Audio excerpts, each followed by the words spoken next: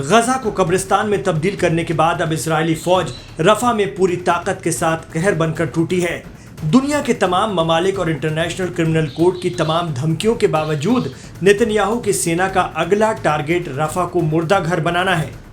इतवार को इस्राएली फौज रफा के रिफ्यूजी कैंप पर इस कदर टूटी मानो कोई भी जिंदा न बच पाए। एपी की रिपोर्ट के मुताबिक गजा और वेस्ट बैंक से अपनी जान बचाकर रह रहे मजलूमों पर हवाई हमला हुआ।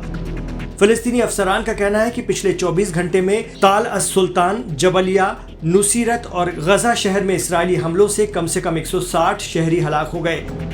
कैंपों पर हमले के बाद का नज़ारा इतना भयावह है कि कहीं आसमान से बरस रही आग में लाशें जल रही हैं तो कहीं तंबू, कहीं चीखों पुकार मची है तो कहीं सिर्फ सन्नाटा।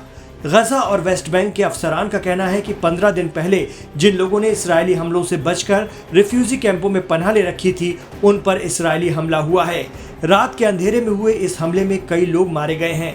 कई चैन की नींद सो रहे थे और सोते सोते ही दुनिया से रुखसत हो गए। सरकारी अधिकारियों का कहना है कि पनाहगुज़ीनों के लिए बनाए गए एक सेंटर पर इस्राएली हवाई हमले में सैकड़ों की मौत हो चुकी है। दर्जनों का अस्पताल में इलाज चल रहा है। मौत का आंकड़ा अभी और बढ़ सकता है।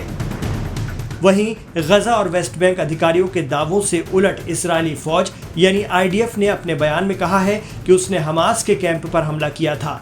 इसराइल का दावा है कि उसने हमास के chief of staff Yasin Rabia और मगरबी किनारे के कमांडर खालिद नागर को मार डाला है। दर्जनों हमास लड़ाकों के भी मारे जाने का दावा किया गया है।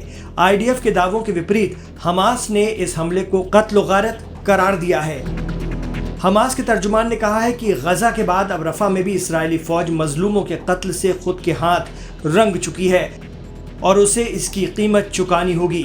फिलिस्तीनी अधिकारियों ने कहा कि पिछले 24 घंटों में ताल अस-सुल्तान, जबालिया, नुसीरत और गजा शहर में हमलों में कम से कम 160 फिलिस्तीनी शहरी मारे गए हैं। अल जजीरा ने भी बताया है कि इस्राएली फोर्सेस ने जिस तंबू पर हमला किया वो रफा में पनाह लिए लोगों के लिए एक महफूज मकाम था। इससे पहले 7 मई को इस्राएली सेना ने ऐलान किया था कि उसने मिस्र की सीमा पर गजा पट्टी के साउथ में रफा के पूर्वी क्षेत्र में क्रॉसिंग के फिलिस्तीनी हिस्से पर नियंत्रण कर लिया है, जिसके चलते गजा में प्रवेश करने वाली मदद रोक दी गई है। इसराइल रफा को हमास का आखिरी गढ़ मानता है, जिसे 2007 से हमास ने नियंत्रित किया हुआ है।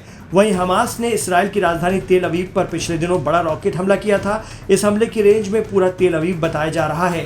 गजा जंग के 7 महीने से भी ज़्यादा बीत जाने के बाद भी हमास के हमला करने की ताकत ने इसराइल की फिक्र को बढ़ा दिया था, जिसके चलते इसराइल ने रफा को निशाना बनाया है।